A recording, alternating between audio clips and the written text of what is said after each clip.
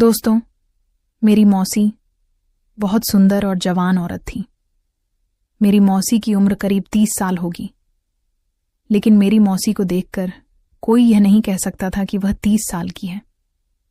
एक दिन रात में मौसी ने मुझे अपने कमरे में बुलाया। उस दिन मेरे मौसा घर पर नहीं थे। तब मेरी मौसी ने मुझसे कहा, मुझे अकेले सोने में बहुत डर लगता है। ऐसा कहकर मौसी ने मुझे अपने कमरे में सुला लिया। उसके बाद मेरे साथ जो हुआ उसे हम कभी सोच भी नहीं सकते थे। तो चलिए दोस्तों, कहानी को शुरू करते हैं। नमस्ते दोस्तों, आज की इस कहानी में आपका स्वागत है। दोस्तों, मेरा नाम रवि है। दोस्तों, मेरे मम्मी पापा के गुजरने के बाद मेरी जिंदगी पूरी तरह बदल गई, क्योंकि मेरे फैमिली में अब कोई भी नहीं है और अब कोई भी रिश्तेदार मुझे अपने पास रखने को तैयार नहीं था। उस समय मेरी उम्र लगभग 16 साल थी। जब मेरे मम्मी पापा का अंतिम संस्कार हुआ तब मेरे सारे रिश्तेदार मुझे अकेला छोड़कर चले गए। मुझे समझ नहीं आ रहा था कि अब मैं क्या करूं। तभी मेरी मौसी ने फैसला किया कि वह मुझे अपने घर ले जाएगी। मौसी ने कहा, तू मेरी बहन की आखिरी निशानी है, मैं तुझे अकेला नहीं छोड़ सकती। लेकिन मेरे मौसा को यह पसंद नहीं आया। वह गुस्से में बोले, मैं इसका पालन पोषण नहीं कर सकता, इसे किसी अनाथालय भेज देना ही ठीक रहेगा। यह सुनकर मुझे बहुत बुरा लगा, क्योंकि अब मेरा भविष्य मेरे हाथ में नहीं था, बल्कि दूसरों के फैसलों पर निर्भर था।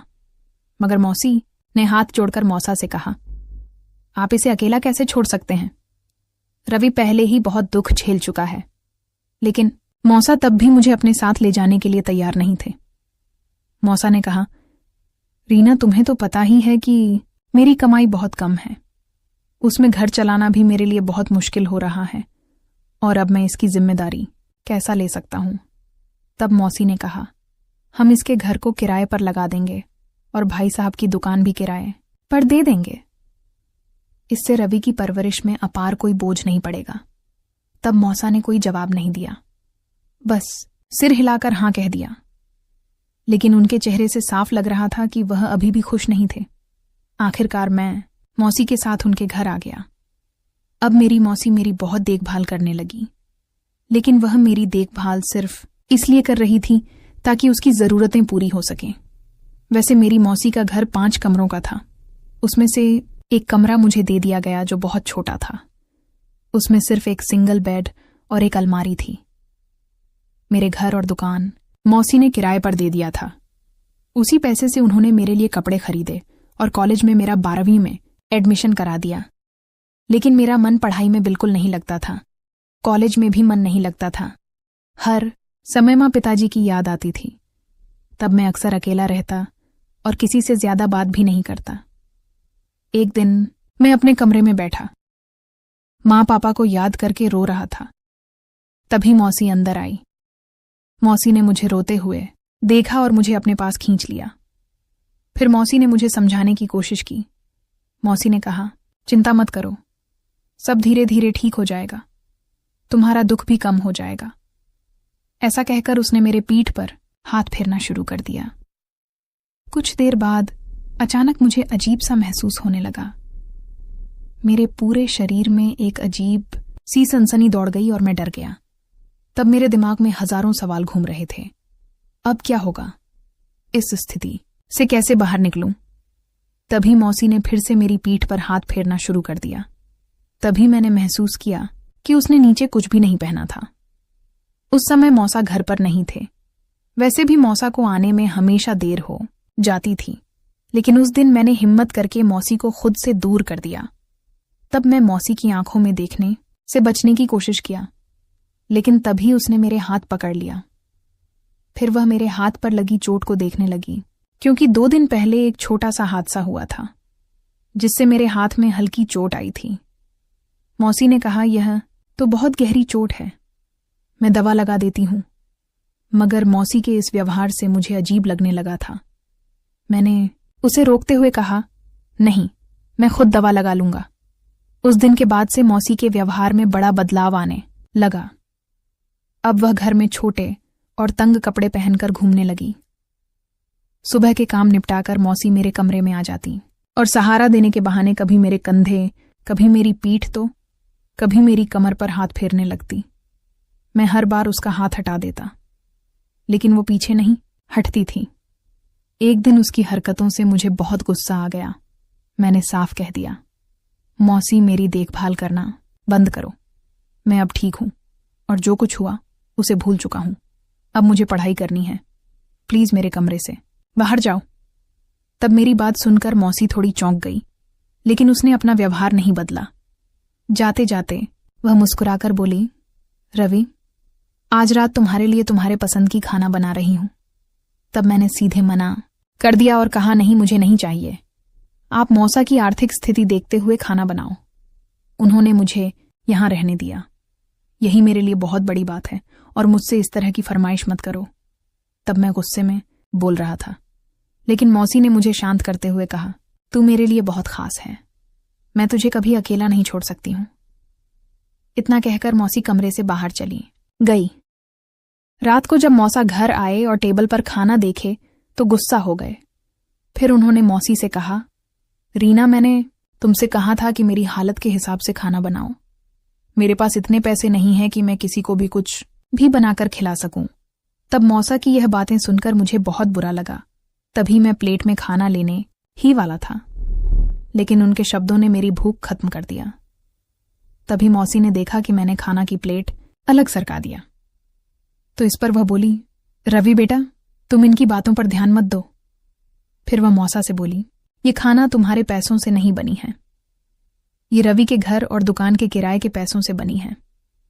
ये सुनकर मौसा को और गुस्सा आ गया। उन्होंने कहा, अगर अब तुम इस तरह हिसाब रखने लगी हो तो ठीक है। ये खाना मेरे पैसों से नहीं बनी तो मैं इसे क्यों खाऊंगा। इतना कहकर वह गुस्से में उठकर चले गए।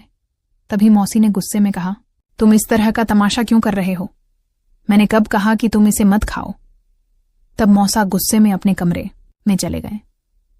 इधर मैं भी बहुत परेशान हो गया, क्योंकि एक तरफ मौसा मुझसे हमेशा गुस्से में रहते थे और दूसरी तरफ मौसी मेरे साथ अजीब हरकतें करने का मौका ढूंढती रहती थी। अगर मौसा को यह पता चल जाता कि हमारे बीच ऐसा कुछ हो रहा है तो वह मेरे और मौसी के साथ क्या करेंगे, ये सोचकर ही मेरे रोंगटे खड़े हो जाते थे। तब मैं यह सब सोचते हुए अपने कमरे की तरफ बढ़ा। तभी मौसी ने मेरा हाथ पकड़ लिया और बोली, छोड़ो ना, उनका तो रोज का ही ड्रामा है, तुम बस बैठो। तुम्हारे लिए ही मैंने खासकर स्पेशल खाना बनाई है और मेरी इच्छा ना होते हुए भी मुझे उसे खाना पड़ा। फिर मैं खुद ही अपनी थाली में खाना लेने लगा। तभी मौसी बोली, आज मैं तुम्हें अपने हाथों से खिलाऊंगी। फिर वह एक को और मुझे खिलाती और दूसरा खुद खा लेती। तब उसकी नजरें अजीब तरह से मुंह पर थीं। वह मेरी मौसी थी, लेकिन उसकी हरकतें देखकर मेरे मन में अजीब अजीब ख्याल आने लगे। तभी वह बोली, रवि, तुम्हें देखकर लगता ही नहीं कि तुम सिर्फ 16 साल के हो, बल्कि तुम तो किसी फिल्म के हीरो जैसे लगते हो। दोस्तों, मौसी भी किसी हीरोइन से कम नहीं थी, लेकिन उसकी हरकतें बहुत अजीब थीं। शायद इसी वजह से वह मुझसे इतनी करीब आने की कोशिश कर रही थी।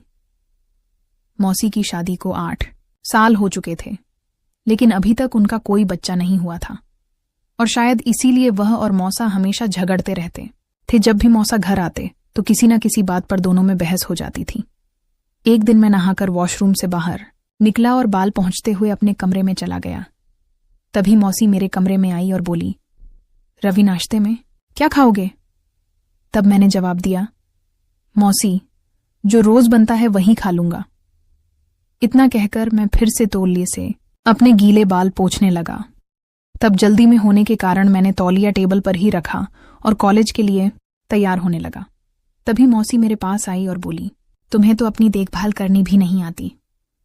फिर उसने मेरा हाथ पकड़कर मुझे बेड पर बैठा दिया और खुद तौलिया लेकर मेरे बाल पोंछने लगी। तब मुझे यह सब बहुत अजीब लग रहा था, क्योंकि मैं अब छोटा बच्चा नहीं था कि मौसी मेरे सारे काम करें। मैंने उसे रोकने की बहुत कोशिश किया, लेकिन तभी अचानक दरवाजा खुला और मौसा सीधे कमरे में आ गए। मौसा यह सब देखकर गुस्से में लाल हो गए। फिर उन्होंने गहरी आवाज में कहा, तुम्हें सिर्फ इसकी ही चिंता है, बाहर आओ और मुझे नाश्ता दो, मुझे देर हो रही है। इतना कहकर मौसा गुस्से में कमरे से बाहर चले गए। तब मैंने तुरंत मौसी से कहा, मैं खुद अपना सिर पोंछ सकता हूं, आप जाइए और मौसा को नाश्ता दीजिए। फिर मैंने मौसी के हाथ से तौलिया झटके से लिया और बेड पर फेंक दिया। फिर जल्दी से अपने बाल ठीक किया, कॉलेज बैग उठाया और बिना नाश्ता किए घर से निकलने लगा। जैसे ही मैंने दरवाजे से बाहर कदम रखा, मौसा की तेज आवाज सुनाई दी। तेरे दिमाग में गोबर भरा है क्या? रवि अब छोटा बच्चा नहीं रहा, वह जवान लड़का है और तू बेधड़क उसके कमरे में घुसी चली आती है। मुझे सब समझ में आ रहा है। तुम दोनों क्या कर रहे हो? तब मौसा की इन बातों ने मेरे कदम वहीं रोक दिए। एक पल के लिए तो मैं कुछ समझ ही नहीं पाया। फिर मेरे दिमाग में तरह तरह के ख्याल आने लगे। फिर सोचने लगा कि मेरे साथ यह सब क्या हो रहा है, लेकिन मुझे कुछ भी समझ नहीं आ रहा था और मौसा की बातें मुझे बहुत अजीब लग रही थीं। मैं फिर सोचने लगा कि शायद मौसा गुस्से में यह सब बोल रहे हैं। उस दिन मेरा किसी भी काम में मन नहीं लग रहा था।